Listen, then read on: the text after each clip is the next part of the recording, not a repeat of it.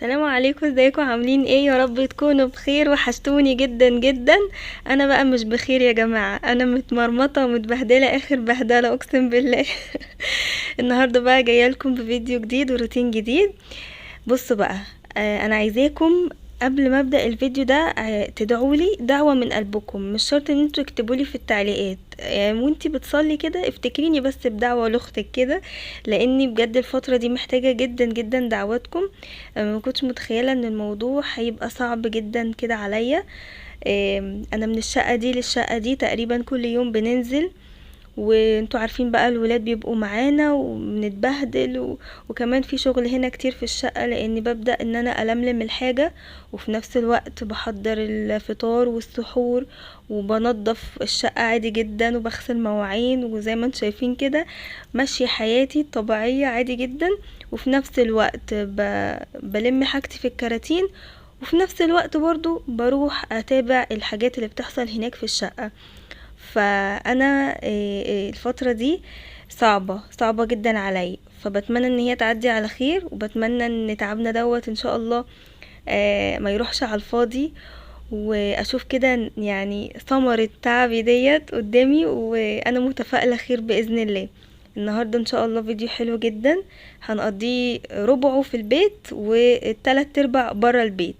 كملوا بقى معايا عشان هيعجبكم قوي. احسن حاجة بقى يا جماعة في الشقة هنا ان انا هسيب البوتاجاز وهسيب غسالة الاطباق والشفاط والفرن والحاجات دي، فهتفضل موجودة لآخر لحظة، يعني لآخر يوم ما همشي من الشقة الحاجة دي هتفضل موجودة، فهفضل استعملها ومش هتعطلني عن حاجة. يعني هلاقي حاجة اطبخ عليها وهلاقي حاجة اغسل فيها الاطباق. حتى لو الحاجة كلها اتنقلت وراحت الشقة التانية، اقدر اجي هنا عادي جدا هلاقي كل الاجهزة وكل حاجة موجودة. فالموضوع ميزة بصراحة بالنسبة لي. فطبعا البوتاجاز مش معنى ان انا هسيبه وهمشي فان انا اهمل فيه واسيبه مش نضيف، لا، ما ينفعش. خاصة لما هتدي حد حاجة لازم تسلمها له نضيفة كأنها جديدة بالظبط. فانا اي جهاز عندي انا ايدي فيه على طول كأنه لسه بتاعي، كأنه هاخده معايا الشقة. فاديت له كده مسحة حلوة ونضفته، ونضفت كده الرخامة وظبطتها.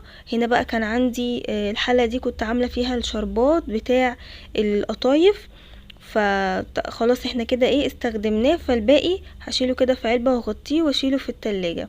عندي بقى كمية مواعين غير طبيعية، دي مواعين السحور ومواعين الفطار. بس قلت قبل ما ادخل بقى على معركة المواعين عايزة اغسل البولة دي بالذات، علشان هاخدها دلوقتي واعمل فيها قطايف. هتقولولي هو انت يا دودي مش لسه عاملة معانا قطايف وشايلة منها في الفريزر؟ هقولكوا ايوه، ما هي القطايف ديت مش ليا. لمين بقى؟ بص، انا كنت امبارح عند عمته، رحنا لها بعد الفطور قعدنا معاها كده شوية. لقيتها زعلانة. زعلانة ليه؟ بتقولي عشان انتي ما جيتيش فطرتي معايا من اول رمضان ولا يوم، ولا جيتي اول يوم ولا جيتي تاني يوم. قلت لها والله انا ما جيتش عشان ما تعبكيش، ما خليكيش تقفي في المطبخ، ومش عاوزه اكلفك والكلام ده كله. قالت لي لا، وكانت زعلانه بقى جدا. قلت لها خلاص انا هجيلك بكره، ماشي، بس بشرط ان انا اللي اعمل الفطار وانا اللي اجيبه معايا وانا جايه. طبعا قعدت تقولي لا وازاي وما ينفعش وانا هجيبه هعمل. قلت لها لا، هو ده شرطي الوحيد. عاوزاني اجي افطر معاكي، انا اجيب الايه الفطار معايا، وهجيب لك كمان القطايف اللي انتي بتحبيها. قالت لي انتي عارفه انا خليت مدحت ينزل يشتري قطايف امبارح ولقاها كيلو ب30 جنيه زي ما انتوا قلتولي في التعليقات بالظبط. يعني القطايف ب30 والكنافه تقريبا برضو ب30، فطبعا ايه غليت قوي. فقلت لها لا اوعي بقى تجيبيها من بره، انا بعمل القطايف تحفة تحفة وطعمها جميل واحلى من بره كمان، حتى انتوا كمان جربتوها. وانا نزلت الصور عندي على الانستجرام، خشوا شوفوها كل المتابعين حبايبي. محبش اقول متابعين، انتوا اخواتي والله، واكتر من اخواتي كمان. فكل اللي جربها بعتلي الصورة ونزلتها على الانستجرام. الحمد لله الطريقة نجحت جدا معاهم وعجبتهم قوي قوي. واكتر حاجة فرحتني ان كان في بنوتة بتقولي على فكرة يا دودي انا عندي 15 سنة وعملت القطايف وماما وبابا فرحوا بيها قوي قوي وعجبتهم، فانا بشكرك جدا. وقعدت تكتب لي كلام حلو قوي وبعتت لي بقى الصور ونزلتها بقى في الستوري هناك، روحوا شوفوها. فبفرح بصراحة لما بحس ان انا يعني علمت حد حاجة حد ما كانش في حاجة بيعرف يعملها وانا علمتها له. ما تتصوروش الموضوع ده بيفرق معايا ازاي. فالقطايف دي بقى قلت ايه، هعمل كمية حلوة كده يعني قد كيلو كده، وهعملهم لعمته واحشيهم لها، وهي بقى ايه تقليهم وقت ما تحب، تشيلهم في الفريزر وتطلعهم على القلي على طول. هيبقى اسهل لها من ان هي بقى تشتري من بره وتقعد بقى تحشي في البيت وكده. فعملتها بقى وسبتها تخمر. طبعا المقادير انا لسه عاملاها معاكم الفيديو اللي قبل اللي فات ده على طول، فروحوا شوفوها. هنا بقى بدأت ايه اشطف بقى كده المواعين بتاعتي وارصهم كده في الغسالة، وعايزاكم بقى كده وانتوا بتتفرجوا إيه يعني ايه تشبعوا كده من من الروتينات هنا في المطبخ وفي الشقة، لان خلاص يعني فاضل ايام معدودة كده ونمشي. يعني ايه عايزاكم بقى تودعوا بقى المطبخ ده لان خلاص مش هتشوفوه تاني. بس طبعا في فرق رهيب، يعني انتوا طبعا شفتوا معايا المطبخ الجديد، لا يعني في فرق. انا بصراحة بروح مبقاش عايزة امشي، يعني بروح هناك ببقى عايزة افضل قاعدة مش عايزة امشي من كتر ما انا حابة المطبخ ما شاء الله. فخلاص يعني احنا ايه بنودع بقى الشقة اليومين دول.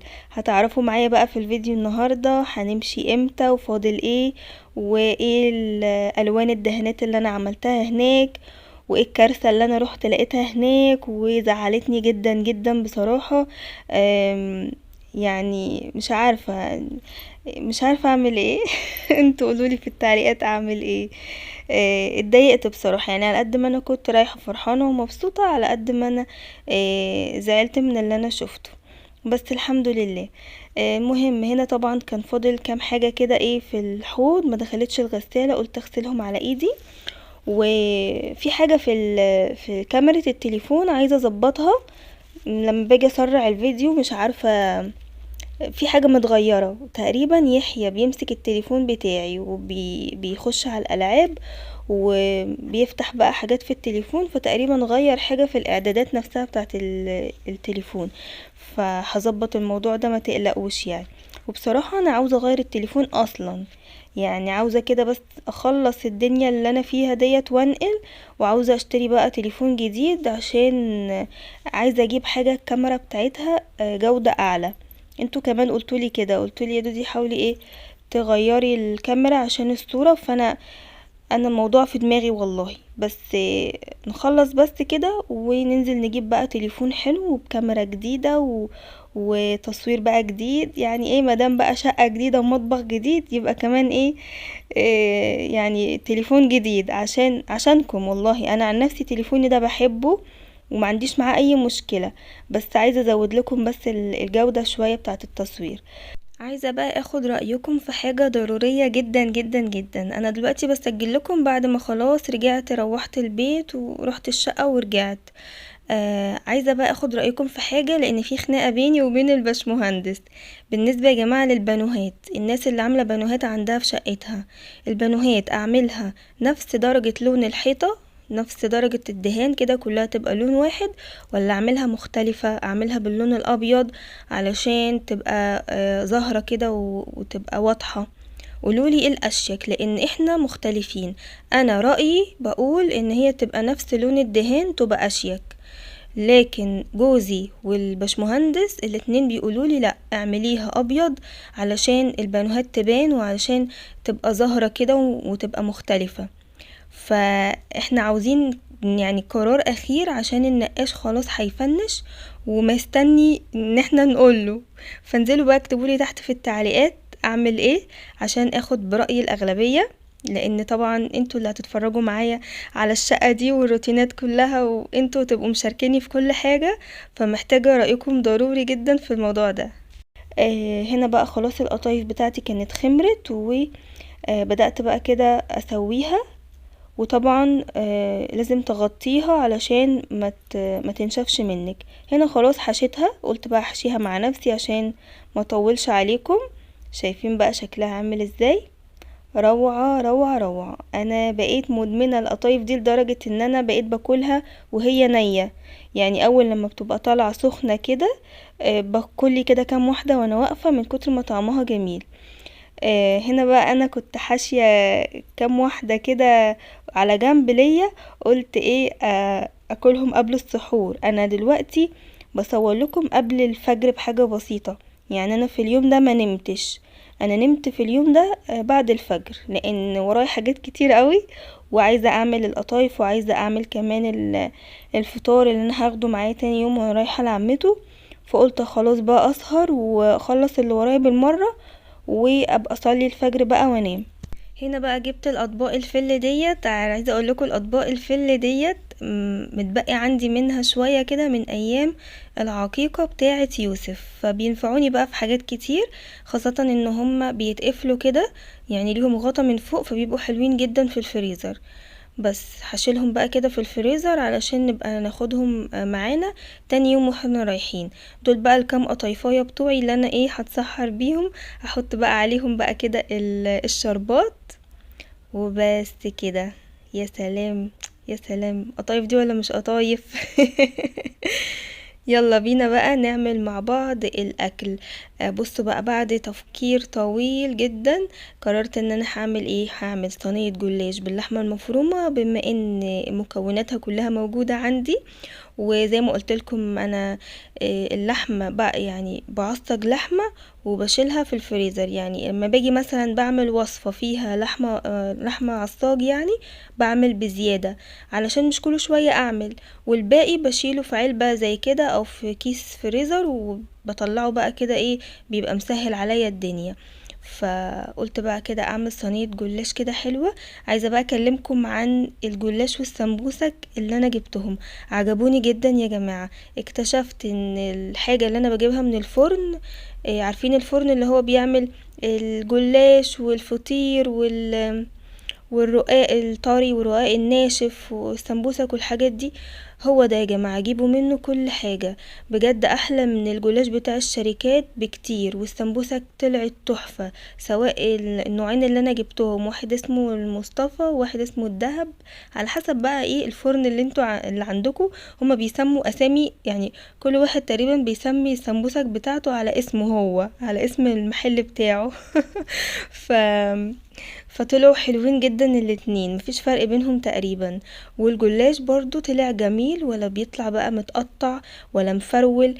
في انواع من الجلاش اللي هي بتبقى بتاعت الشركات دي اللي بنجيبها من السوبر ماركت، بجيبها عادي وبشيلها في الفريزر، باجي اطلعها بلاقيها متقطعه ومتكسره وما بتبقاش طريه معايا وبتبقى ناشفه. لكن ده شلته في الفريزر طلعته زي ما اكون جايباه لسه طازه.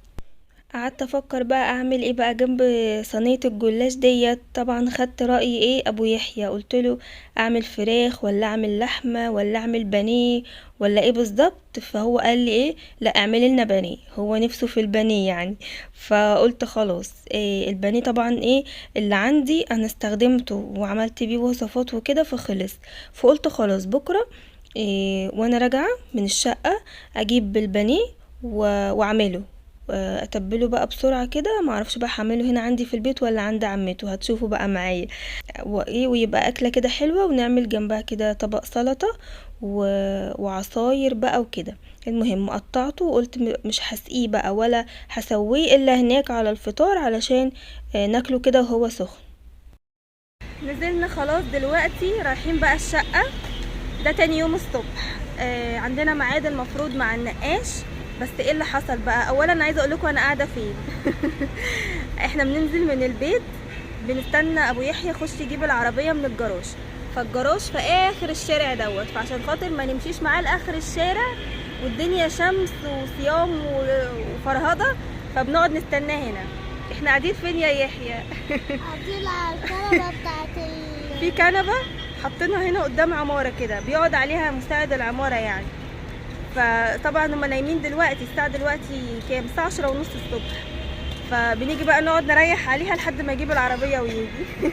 تعالى يا يوسف، بص يوسف اهو. يوسف تعالى صبح عليهم. مهم رايحين دلوقتي على الشقة عشان المفروض نقابل النقاش ونختار الألوان النهائية الوش الأخير بتاع الشقة، لأن دوت لازم أكون موجودة فيه علشان اللون يطلع مظبوط زي ما أنا عايزة. ما ينفعش إن أنا أبعتله وأقوله اعمل لي اللون ده، أو حتى لو بعتله الدرجة لا، لازم يعني أشوفها كده وأقوله بنفسي عشان يبقى عارف بالظبط أنا عاوزة إيه وكده. فطبعا انا مش هعمل الشقه كلها نفس اللون، لا انا يعني ايه، في حاجات كده معينه في دماغي هتشوفوها وباذن الله تعجبكم. فيلا بينا ننطلق على الشقه، وبعد لما نخلص الشقه رايحين فين يا يوشي؟ رايحين مطو شادي عند تيتا شاديه، عشان خاطر زي ما قلت لكم رايحين بقى ايه نفطر عندها. بس الاول هروح البيت اجيب الاكل اللي احنا عملناه مع بعض امبارح، وبعد كده انزل اجيب بانيه او مش عارفه اجيب البانيه واطلع اعمله واخد الاكل وانزل. المهم هنكمل مع بعض اليوم، انا لسه مش عارفه والله هعمل ايه. خليكم ماشيين معايا كده اليوم واحده واحده، وباذن الله الفيديو يعجبكم. وصلنا اخيرا، وفي حاجات جامده جدا جدا يا جماعه. اول حاجه تعالوا نشوف مع بعض البانوهات الحمد لله اتعملت، بس عايزه اخد رايكم بقى في حاجه. بصوا شايفين اهي، اخر مره كنت مصوره لكم وكنا عاملين تقريبا 3 بس، دلوقتي خلاص كده كله اتعمل.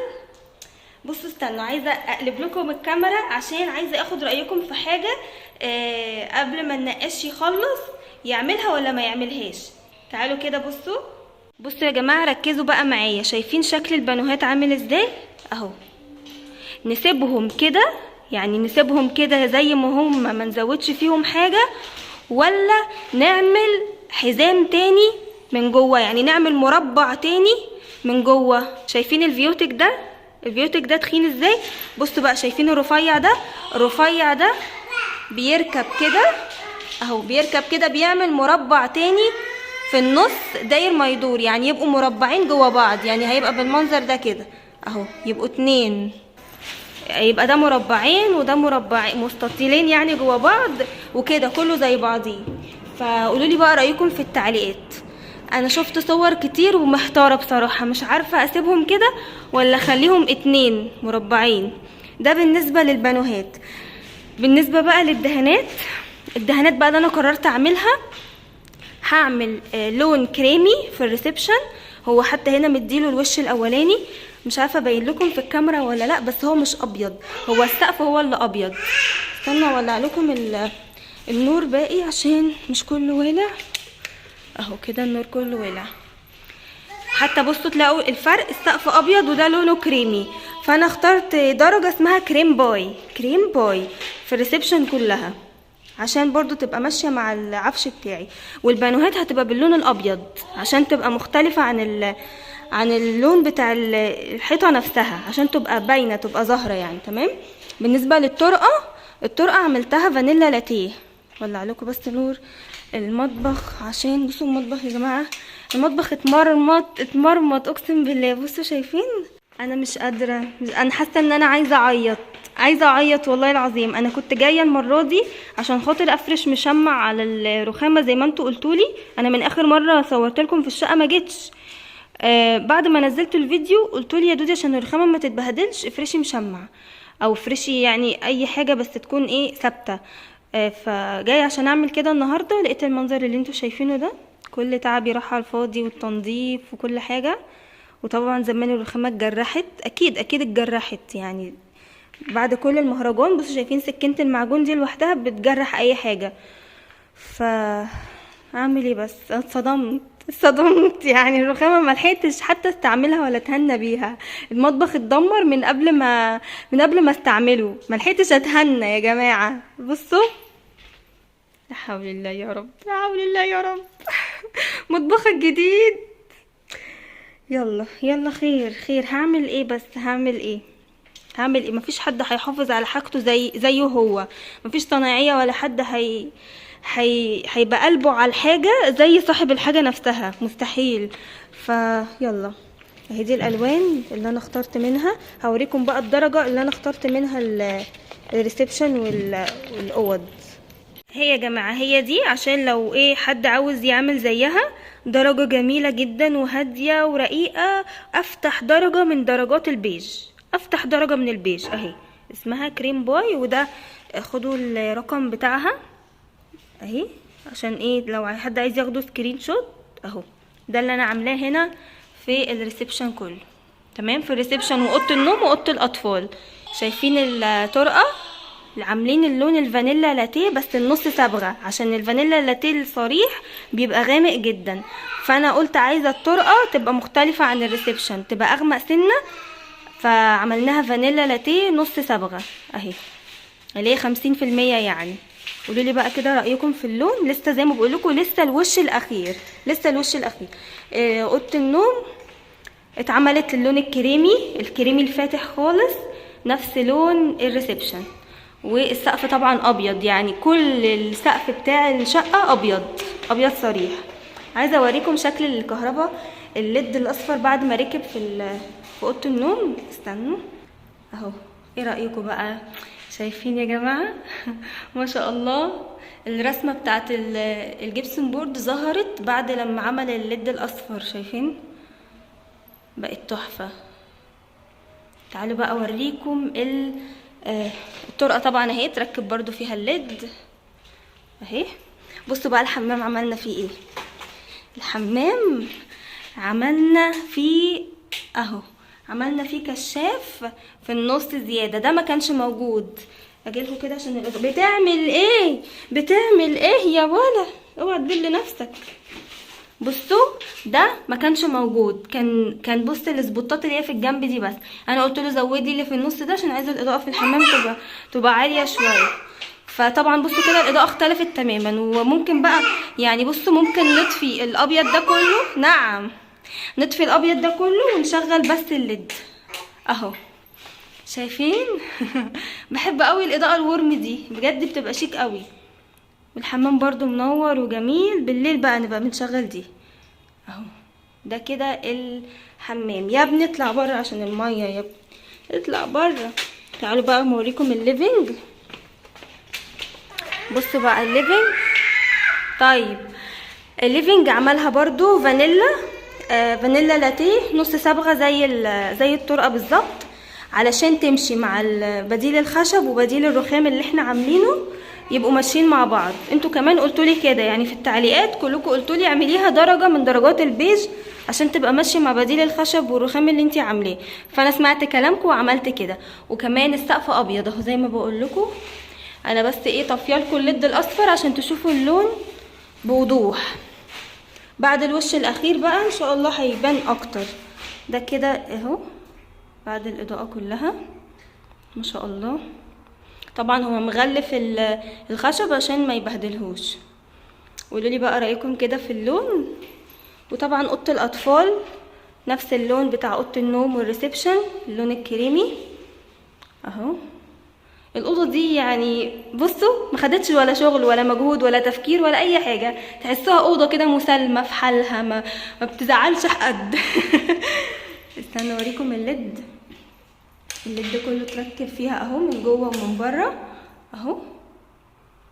خلاص كده الشقه فاضل لها، يعني هو قال لي ان شاء الله على اخر الاسبوع تكون خلصانه نقاشه وسباكه ونيجي بقى على طول. يا ابني اعمل ايه قولوا لي اعمل ايه في يوسف؟ تعال عشان ما تبلش نفسك. لازم اركب الابواب عشان يوسف هيبهدل الدنيا من الحمام ده. تعالى قولوا لي بقى رايكم يا جماعه كده في الدهانات. ولو في اي تعديل قولوا لي. لسه النقاش هيجي، يعني لسه هيجي تاني يدي الوش الاخير ويفنش. قولوا لي الالوان كده اخترتها ايه، حلوه ولا لا؟ عملت اكتر حاجه هاديه ممكنه في الكون، ما عملتش الوانات خالص، ولا عملت جريهات ولا اصفر واحمر واخضر وازرق. ما عملتش حاجه، عملت الوان كلها سيمبل ورقيقه وحاسه كده ان الشقه فاتحه وموسعه الدنيا وحلوه جدا. بصوا بقى يا جماعه بالنسبه للابواب دي هتاخد وقت يعني على ما تتعمل. احنا مش هنجيب الابواب الجاهزه عشان الابواب الجاهزه بتتباع بالحلق بتاعها، واحنا عندنا الحلق، والحلق ده جميل جدا والباشمهندس عامله متين جدا، فاحنا هنعمله عموله هنفصله لسه، فهياخد وقت معانا. بنفكر ايه؟ ان احنا ننقل ونقعد وكل حاجه واحنا قاعدين نعمل الابواب، مش مشكله يعني، مش هنقف عليها، مش من الاساسيات قوي. فاهمين اقصد ايه؟ عشان انا عايزه الحق اي حاجه من رمضان هنا في الشقه، فمستعجله مش مستنيه ان كل حاجه تخلص. لو استنيت كل حاجه تخلص ممكن بقى بعد العيد انقل، بعد العيد، وانا عايزه اعيد هنا في الشقه بصراحه. ففي كام حاجه كده لسه ناقصين، من ضمنهم الابواب بتاعه الشقه، وكمان السي ان سي اللي هيركب في الطرقه واللي هيركب في المربعات دي. كل الحاجات ديت ممكن تتعمل واحنا قاعدين، صح ولا لا؟ فمادام الاساسيات خلاص اتعملت ننقل على كده، وحاجه بقى واحنا قاعدين نعملها، مش مشكله يعني، الدنيا مش هتطير. اهم حاجه المطبخ اتعمل، ده كان اهم حاجه بالنسبه لي عشان مش هنعرف نقعد من غيره. بوتاجاز بقى وحوض وغساله وتلاجة والحاجات دي اساسيه طبعا، وطبعا الاضاءه والدهانات والسباكه. بس كده احنا نقدر ننقل. اي حاجه ناقصه بقى واحنا قاعدين نبقى نعملها باذن الله. مستنيه بقى رايكم ضروري جدا جدا في الكومنتات في يعني الالوان بتاعه الدهانات والموضوع بتاع البانوهات والكلام دوت، عشان خلاص بقى ايه نفنش بقى الشقه. هنا بقى خلاص كنا وصلنا عند عمته، حبيت اصور لكم الاجواء والزينه اللي عاملينها في الشارع عندها، عاملين زينه تحفه والفانوس بجد كان شكلهم جميل جدا جدا. خلاص بقى يلا بينا بقى نطلع. عايزه اقول لكم ان احنا كان فاضل على الفطار نص ساعة بالظبط. انا طلعت سلمت عليها وجريت جري كده على المطبخ، اتأخرنا جدا هناك في الشقة. جبت بقى اول حاجة كده بيضتين وشوية لبن وعليهم ملح وفلفل، واول حاجة قلت اعملها اسقي كده الجلاش عشان ادخله على الفرن، علشان عقبال ما اخلص البانيه والسلطة وكده يكون ايه الجلاش خلص. هنا بقى ايه قلت ليحيى تعالى يا يحيى بقى صورني علشان انا طبعا مش جايبه الستاند معايا ولا كده. فتبلت بقى البانيه كده بسرعه يعني. عايزه اقول لكم والله الاكل طلع طعمه تحفه، مع انه مش متبل بقاله فتره يعني، كنت عاملاه في ساعتها كده بس طلع طعمها جميل جدا. بشرت عليه كده بصلايه كبيره وملح وفلفل بس، وجبت بقى كده البقسماط اهو وبس، بحطه بقى كده وبروح على طول على الطاسة عشان ايه احطه، عشان خلاص يعني الوقت ازف بينا بس كده اهو بنحمره. وهما بقى بره كانوا هما بيقطعوا السلطة. كنت جايبة بقى معايا وانا جاية كنت جايبة معايا ستوبيا علشان ايه نعملها. هي عمته قالت لي انا عاملة كركديه وعاملة مانجا وخروب باين، فقلت لها خلاص ايه انا اجيب معايا ايه استوبيا عشان برضو بيحبوها. بس حطيت بقى اللبن كده اهو والبودرة بتاعت استوبيا والسكر وقلبتها. تعالوا بقى كده نشوف ايه شكل صينية الجلاش. يا سيدي على الجمال ريحتها كانت روعة. بس وده البانيه اهو طبعا ايه حطيت عليه بقى كده مناديل كتير عشان يشرب الزيت. وده كده كان شكل السفرة بتاعتنا، وكانت لمة جميلة قوي، وكان يوم تحفة جدا جدا. رمضان كريم عليكم يا رب، وكل سنة وانتم طيبين، ويا رب يكون الفيديو عجبكم، واشوفكم على خير بقى في فيديو جديد. باي باي.